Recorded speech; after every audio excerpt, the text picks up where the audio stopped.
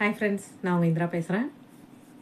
Technology வளர வளர பசங்களும் சரி, பெரியவங்களும் சரி, இப்போல்லாம் ரொம்ப நேரம் எதில் இருக்காங்கன்னா கேட்ஜெட்ஸ், ஃபோனு இல்லை ஏதாவது ஆப்பு, அதில் தான் சோஷியல் மீடியாவில் தான் அதிகமாக இருக்கிறாங்க. வீட்டில் இருக்கிற நபர்களுக்கு முக்கியத்துவம் கொடுத்து பேசுறதும் இல்லை அவங்கள அண்டி வர்றவங்க ஏதாவது ஒரு ஹெல்ப் கேட்டு வரவங்களுக்கோ சரியாக முகத்தை பார்த்து பதில் சொல்லக்கூட முடியறதில்ல.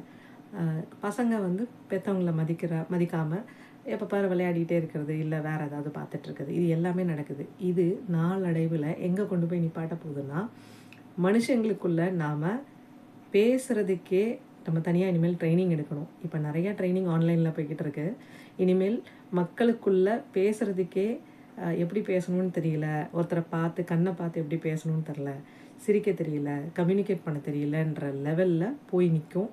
இப்படியே நம்ம டெக்னாலஜின்னு சொல்லிட்டு அது பின்னாடியே சுற்றிட்டு இருந்தோம்னா, ரொம்ப முக்கியமான விஷயம் மனுஷங்க கூடயே பேச மாட்டேன்றோம். ஸோ நம்மளை பற்றி நம்ம புரிஞ்சுக்கிறதுக்கான வாய்ப்புகளும் அமையாது. நம்மளுக்கு எப்பயுமே ஒரு கேட்ஜெட் இருக்கணும், நம்ம கூட ஒரு துணைக்கு ஒரு ஆள் இருக்கணும். அது மனுஷனாக இருக்க தேவையில்லை. இப்போ டெக்னாலஜி அப்படின்றதுனால அது இல்லாமல் நம்மளால் உசுரோடையே இருக்க முடியாது. இதுவும் ஒரு வகையான அடிக்ஷனாக நம்மளுக்கு மாறிடும்.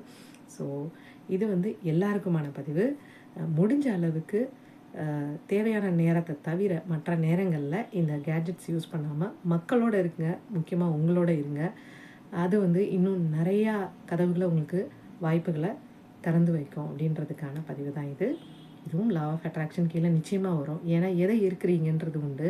இந்த கேட்ஜெட்ஸில் நீங்கள் நல்ல விஷயங்கள தான் இருக்கிறீங்களான்னா ஆப்வியஸ்லி உங்களுக்கு தெரியாமல் நிறையா விஷயங்கள் அதில் போகும். அதை நீங்கள் பார்க்கலன்னா கூட உங்களோட சப்கான்ஷியஸில் அது ஆழமாக பதிஞ்சு அதுவும் உங்களுக்கு தேவையில்லாத எண்ணங்களை, தேவையில்லாத பதிவுகளை தரத்தான் செய்யும்.